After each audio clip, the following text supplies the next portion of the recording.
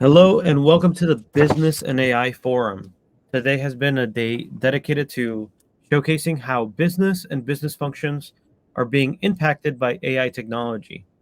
Without a firm understanding of how governance, organizational capabilities, risk management, investments, ROI, and adoption efforts are being implemented in organizations, we cannot readily make full use of AI as a competitive advantage. My name is Joaquin Milata, and I'm the founder of the Swarm community, as well as the host of the AI Digest podcast. And with me today is Jürgen Weichenberger. He is the VP of AI Strategy and Innovation at Schneider Electric. And today, he's going to give us a presentation on how generative AI has served as a key piece of technology in the rapid development of prototypes for new ideas, as well as enhance the feedback loop in the creation process. So, with that, Jürgen, I hand you the figurative mic, and the floor is yours. Thank you, Jürgen. And yeah, welcome also from my end to everyone listening to us today. And as Jürgen said, I brought a little bit of an example how we have evolved, how the industry has evolved in terms of machine learning and AI, how it's adopted, and how it helps to generate value. Because one of the key paradigms for us in Schneider is, or generally speaking for myself, is none of the AI solutions are worth anything if they cannot deliver value. We have seen in the past many shining objects which look cool, but when they go in front of the operations, they're deemed worthless or they're not going to be used. So one of the biggest things we are looking at today is how can we turn things into value, and also doing this very quickly. Many will say, why is it interesting for Schneider? Schneider is a product company, manufactures products and sells products, but why are these guys doing AI? So what many don't know about us is one of our key targets is how we can help to improve sustainability. And for sustainability, it's not just a piece of hardware which you throw in. It is ultimately the end-to-end vision on how you run all of that in an integrated fashion. So you need the advisory and the intelligence on the one side combined with the hard and the software underneath to get the data to flow and to interact and to communicate back and forth. And this is where we have started to pay a lot of attention, what we call the unique or unified operating model, that we have access to all the information, we can manipulate, interpret, accelerate, and optimize information and bring it back. So this is one of our big goals. What we follow these days is really how we can provide these technologies, the AI on top of it. When we're looking into it from where we are coming from. So this is a typical industrial playground for us, a highly complex facility, many different entities, many different divisions, even often different companies working inside these complex. A wonderful example would be the chemical park in Ludwigshafen. It was once upon a time BASF only. Today you have 60, 70 different companies working inside these, sharing utilities, sharing multiple other sources of compressed gases, liquid, steam, even electricity. And then they're doing all their own stuff. And they all need to work to be efficiently together. And optimizing these is one of our prime targets here, where we started working early on. I'm sparing reading it out, but who's interested, AI is not around since yesterday or the day before yesterday. The story started in the 1950s, and today we have reached an environment where we can really apply AI and ML solutions at scale, and even more importantly, at time, so that we get the answers when we need the answers. And beyond that, it's a lot of maths. So what you see here is where many in the industry are coming from. Real-time optimization, first principle based. The downside of this is it is very reactive. So things have to happen before this reacts. So you don't have a lot of lead time to deal with. And it doesn't matter which tools you're using, they all function in the same world. The first physical principles are modeled. You have APC controllers and they do stuff. There's nothing wrong with it. It's just the time horizon we had in this makes us very much chasing the problem instead of being ahead of curve. So what we did then to say, okay, we improve adoption and evolution, we started to add machine learning. So we started to say, okay, we have a first principle world on the one side, and we have the machine learning and the data world on the other side. And how can we integrate both sides to spin up and expand the time horizon? So give us more time and more flexibility to react to problems. That is, when we're looking out in the industry today, where the majority of solutions are and where we're starting to get successful. But we have said, is that enough? And one of the big things is when you create recommendation engines, you tell people what they are supposed to do and what outcomes are you seeking for. And this brings us to the next level, what's called reinforcement learning. So you prescribe an action and you want to know, was that prescribed action at this point in time the right thing? So has your environment adopted in the correct way, or actually it was the worst idea of the world and it backfired on you terribly? So by bringing these insights back from the real world into your machine learning and AI world, you get a continuous improvement. So meaning your adoption is not one-dimensional, it starts to become multi-dimensional, because you're seeing how your actual machine learning improves, but you see also how the process you're working on improves, and you see how your supply chain, your operations, and all the other connected things then starts to improve. And then it leads you, then you can lift it to a new level of AI. And this is when we are looking now, where are we going from all of this? So when we have achieved great things, it works quite well. Is it the end of the line? Are we now in a stalemate and saying, okay, no more happens? Luckily, since about last year, we got the new trick up our sleeves called generative AI. Here's just a little bit to see. Generative AI is not an entire new discipline in the world of artificial intelligence.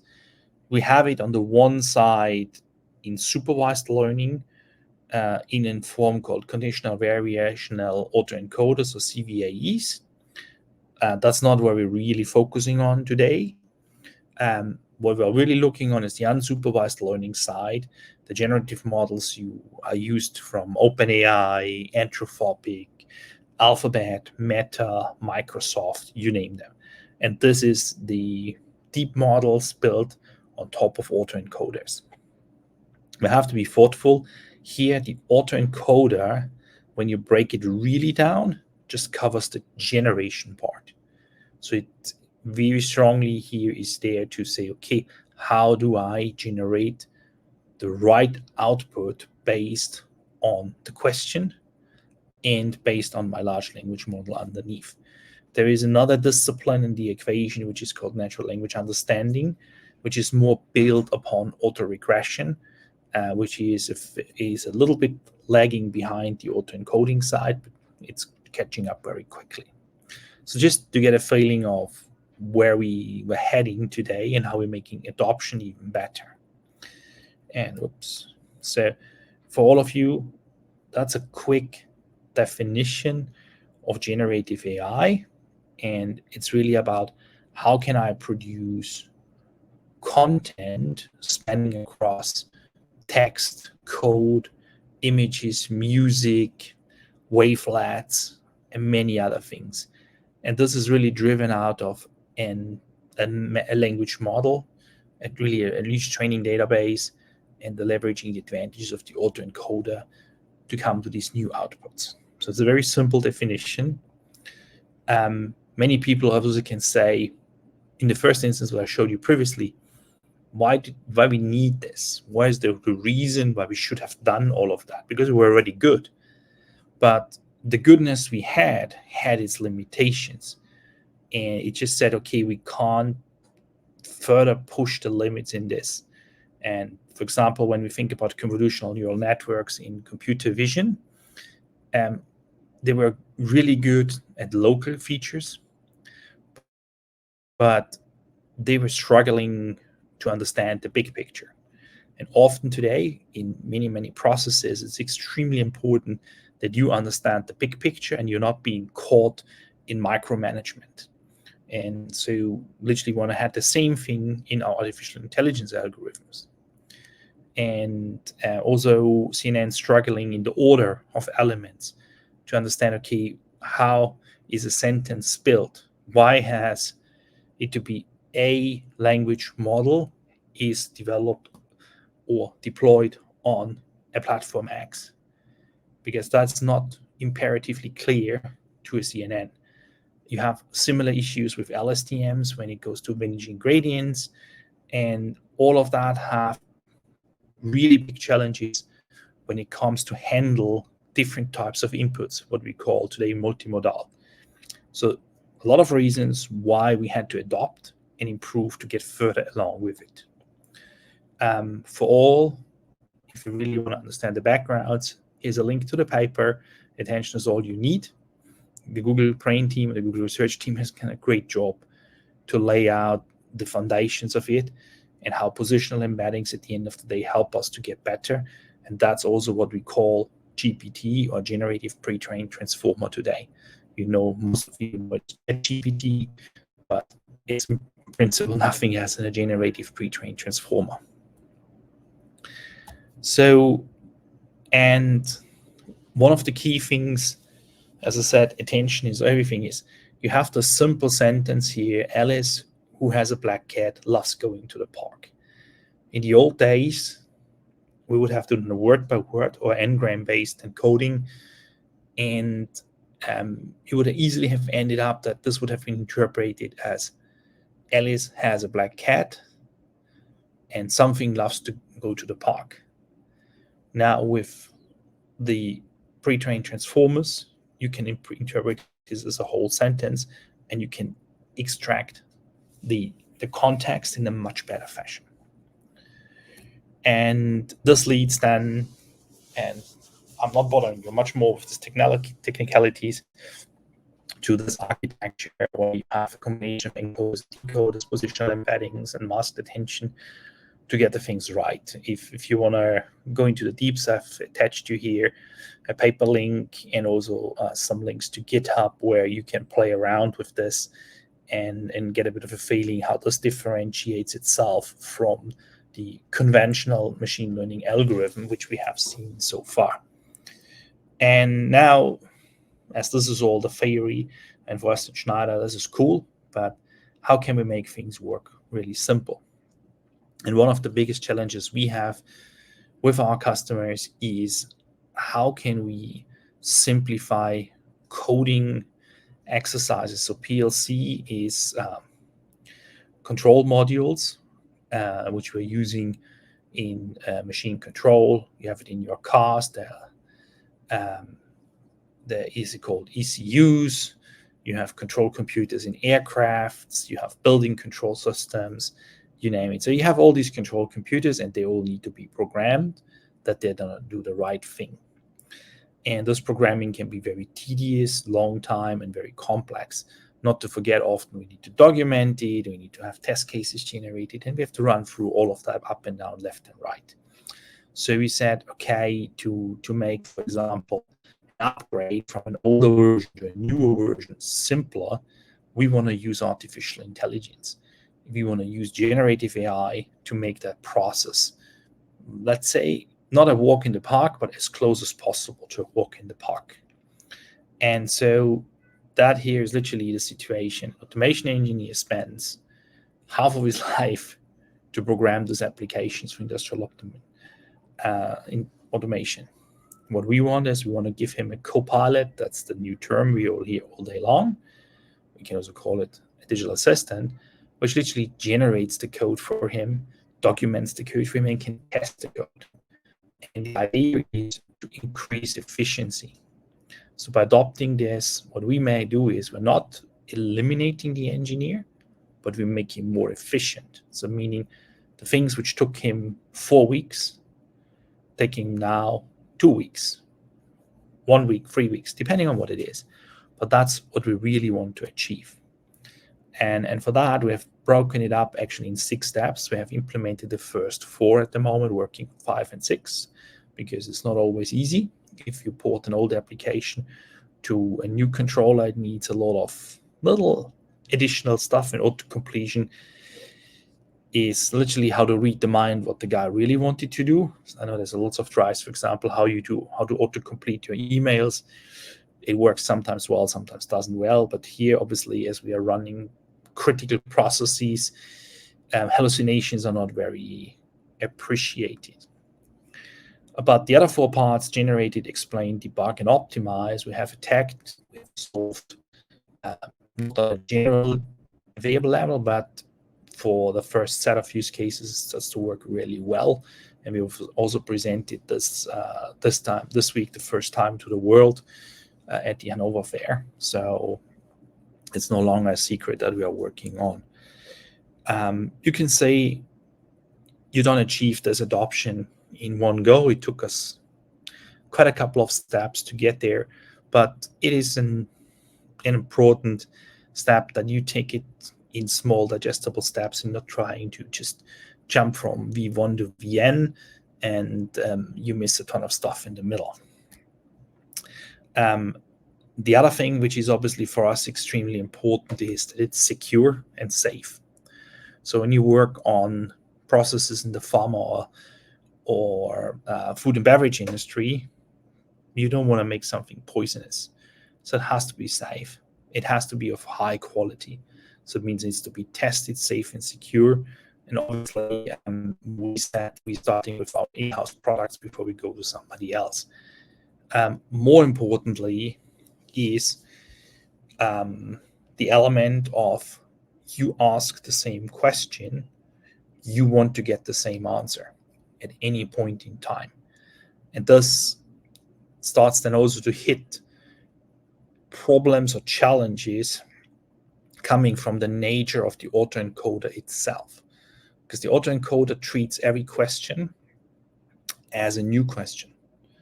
And when he learned in between some new tricks via RAG, retrieval augmented generation, the autoencoder can decide to give you a different answer for the same question.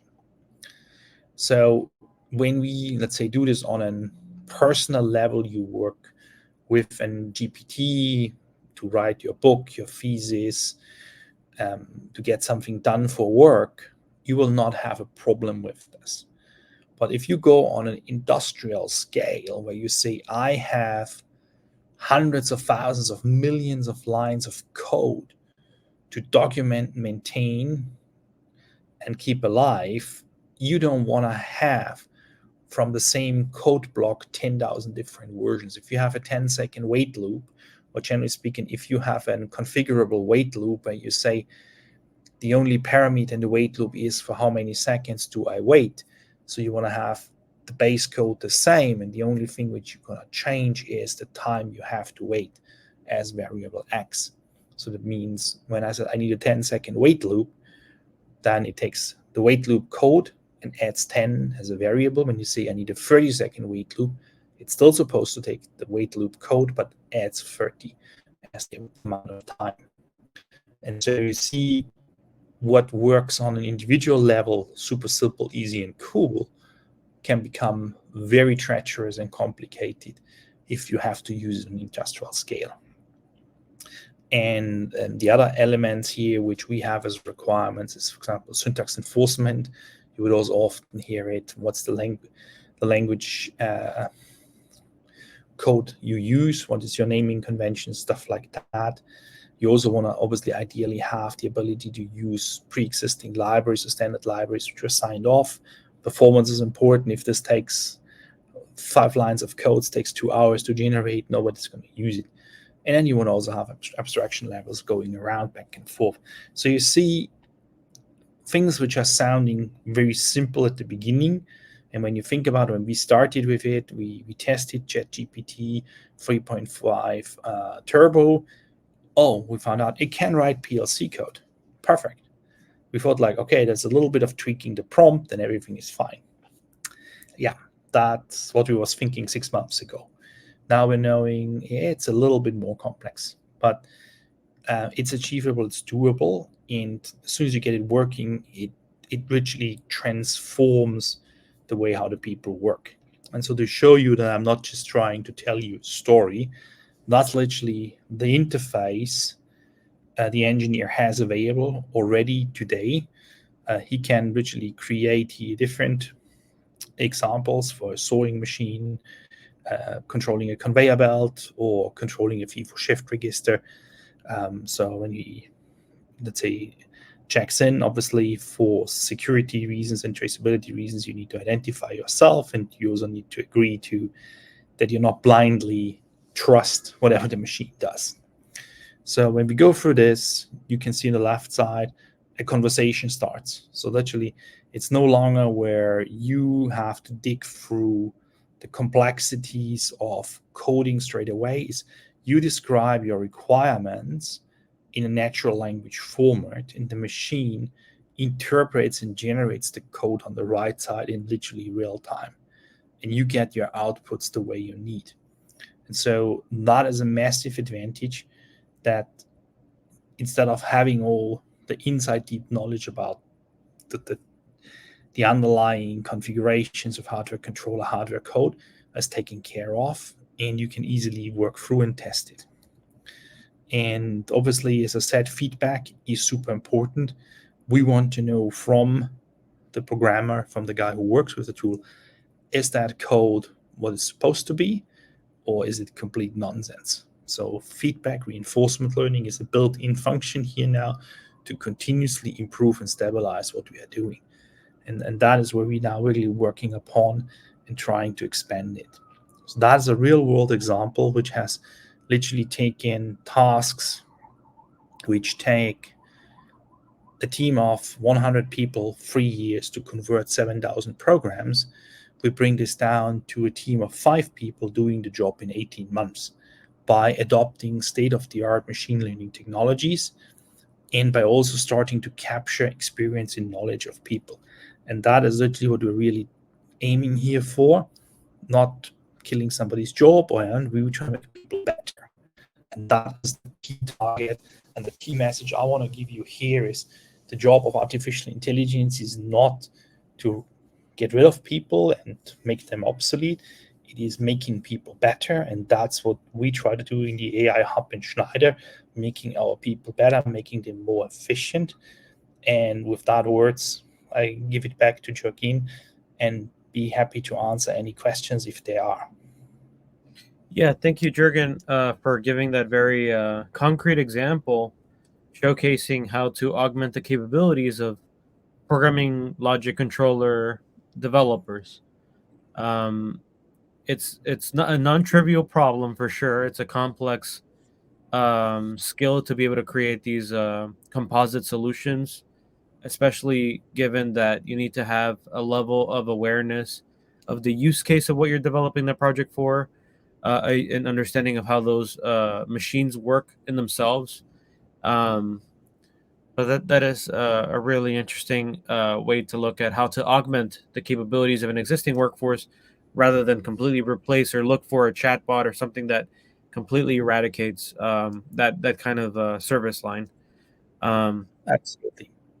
and as you also very finely pointed out, we don't want to kill people, right? We want to just augment the capabilities for people to create, reason with, give feedback, tune, but also adapt to the context of how to fit it in nicely.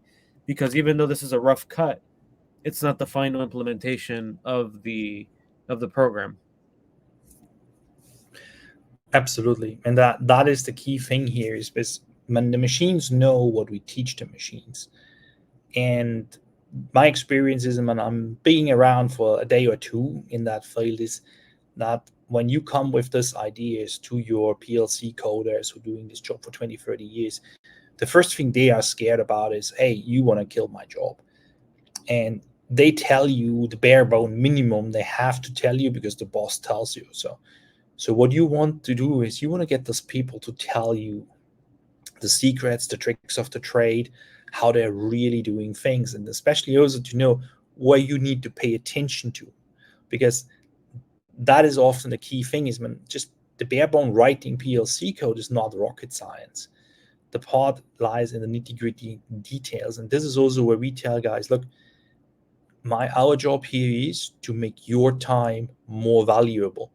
And when I did this the very first time, and the people realized, hey, what these crazy AI guys are doing makes me look in front of my boss better, then they started to really help us and say, hey, look, guys, there's this detail you need to pay attention to. And then we have this, and this little trick up our sleeves to mitigate risky situations. And when you start to put this stuff into and then augment this and then give it back to them, and they now, instead of wasting 3 hours for standard tasks, the AI does this, and he can focus on really the difficult problems to solve. That is where you start to gain you gain adoption, but you also gain value. And this is when we're thinking here, when we are not shying away to attack industries, they're highly regulated. When you think about these controllers running medical production lines, if you go wrong there and you don't realize it, you kill people. Yeah. So many companies will say, I prefer to have a human being I can chop off the head if he makes a mistake, versus you want to provide a piece of software and then you have a huge lawsuit. Okay, who is actually responsible of all the things went wrong? And I've seen these cases in multiple different industries in the past where there were huge conversations. Is the coder responsible for the failure? Is the designer responsible for the failure? Or is the guy who's tested it responsible? Or is the guy who signed it off? Or is the QA person of the customer responsible? It becomes very, very complex. And I think it's like when you use these tools to create transparency and to allow the real experts to focus on the QA part to make this safe and sound, and not waste time with some bloody boring weight loops. Saying that, I know the poor weight loop is not their fault, but it's the simple example we always use. That is where it really starts to differentiate. And I was super surprised about the feedback from HMI this week, how people reacted to it. We were a little bit, let's say, split it in our opinions. Will they say, okay, this is black magic? Or will they say, hey, these guys are really trying to do something good and want to help us out here, making the world better? And yeah, and you always have some critics who say, yeah, that's black magic. But the majority of people, 80-90%, say, if you get this to work on a general level, meaning right now we can do it for certain processes, then they say this is a really a new asset we want to have. And so that's a cool thing. Yeah, that's interesting. I mean, ultimately, there's a lot of rote work that needs to be done that can be abstracted away with the help of these augmentation automation tools. And there are higher level responsibilities, such as architecting new systems, taking in new clients, refactoring existing architecture, upskilling, right? Because these are continuously improving hardware, software solutions. Um, yeah, that makes perfect sense. Are there any other applications that you see this being sort of employed in? So when we say we have about 20% of all our projects we are doing are generative AI projects today. So when we have concurrently running roughly around 100 use cases where we are working on with artificial intelligence. So it also shows generative AI per se is not suited for everything. Sometimes it's like you take a tank to shoot on a bird with that. And I try to teach my guys, sometimes, look, a good old logistic regression is way more efficient and solves the problem, and you don't need to go through the hassle of a generative AI or a deep learning approach. But we have, as I said, at any point in time, around 100 use cases running what we are working on. We literally consistently deploy use cases internally for our own processes. When many people don't know, Schneider has 200 factories, 100 distribution centers, hyper complex logistics, lots of space to improve and optimize. And we consistently try to improve our own products, specifically the software products, where we are adding more and more AI functionalities. So often you don't even see it. It's under the hood. It's the intelligence in the background. Take microgrids, distributed energy resource optimization. We have a tool called DERMS, which is a super big solution, which does a ton of different stuff, and it has more and more AI modules in the background who deal with outages, automated rerouting to secure energy supply, and all tons of other stuff. Literally, what do you want to do when something fails? We do this for water networks. We do it in mining. We do it in EV charging. So we have lots of applications where we use artificial intelligence today. If you would ask me, my boss, our CTO, we're still scratching at the surface, because when we are nearly 400 people in the team, and still we don't have enough arms, legs, hands, and heads on deck to really do all possible use cases we see. We need to pick our battles. But as I said, as we have delivered over the last 2 years since the team as it stands today is in existence, we've delivered more than 40 use cases already. So use cases means for us new modules for products, and we're working at any point in time to do more. And similarly, we have on my team side innovation. We have 14, 15 projects running where we're working already with next generation solutions, where we are cooperating with our peers in the industry, with universities, to push the boundaries, just to see, okay, what you see here is for my team 6 months, 12 months ago.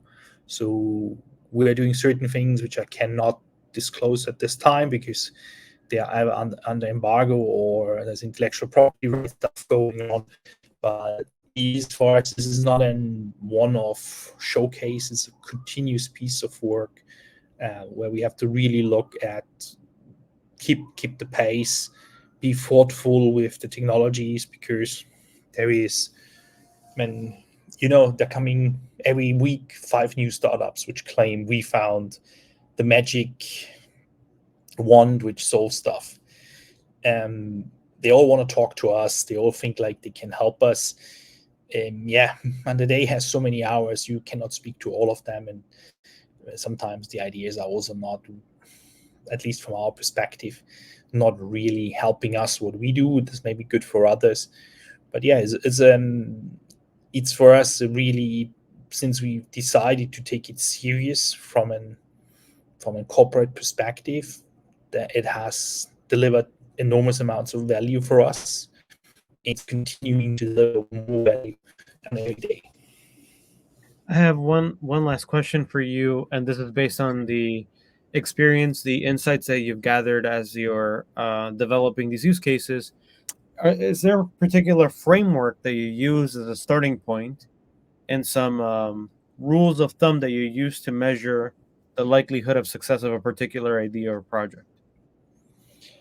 We have a framework in place which assists us in evaluating a business case for a use case. We do this usually in 2 steps. We have innovation, where we're more looking at what is the addressable market for Schneider if we can get it to work. So, because there's always this if we can get it to work. If we find out, okay, we can make it work, then we will have a conversation with our lines of business to say, okay, how, and I just had this call this morning, how can we really turn it into a product, a solution, which we can sell, and what is then the true business case behind this. And for this, we have a framework which we're using. We're running through stage gates. In simple terms, it sounds first we have an ideation phase where we can think very, very freely with very little boundaries at the beginning. But as soon as we're going from ideation to exploration in this process, then obviously we start to add business numbers to it to say, what's the size of the price we are looking here? And when we make the decision, what we call going to incubation, that's where we really build the MVP. Then we need to have a real business case. Behind it, the business case has to be signed off by the business that they say, yes, that's going to fly. We kill projects in all these stages, or even we kill it before in innovation. Yes, it happens on a daily basis because not every idea, not every innovation at the end of the day turns into a product. Sometimes we park the things and say maybe we revisit it in a year or two when certain conditions have changed. So sometimes we have issues with hardware availability or even hardware in existence. It's the same thing when we excuse me, when we looked at quantum computing, quantum machine learning is a cool thing, but we don't have the basic ingredients today to say we can build this in a sense that we can sell it with good consciousness to a customer as a product. And so that's why we have implemented the framework. It took us a while to agree upon it, but now we have this as a mechanism in place, which literally keeps the use cases we are working on in incubation at a manageable amount. And it also allows us to say whatever comes out of incubation, we have a very high likelihood that we can monetize that. Because at the end of the day, Schneider, like every other company, as every private business company, not an NGO, is not a charity. So we need to generate money for to pay the salaries for our employees in the first instance, and our shareholders also wants to see some dividends at the end of the day. So we have to find the right balance here. Well, I appreciate you giving us some insight into how you harvest and hedge your bets accordingly. And as you said, you put it in the freezer, you park the car of the idea until the business model, or the technology matures so that you can engage that idea once again.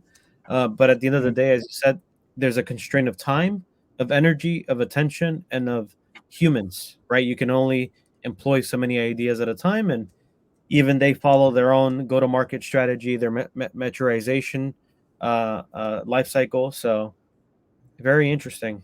We're going to have to talk once again in a different angle so we can talk about innovation and product development methodologies. But I appreciate you giving us a bit of your knowledge, and thank you very much, Jürgen. My pleasure, Joaquin. It was nice to talk to everyone. Have a nice afternoon and hope to see you soon again.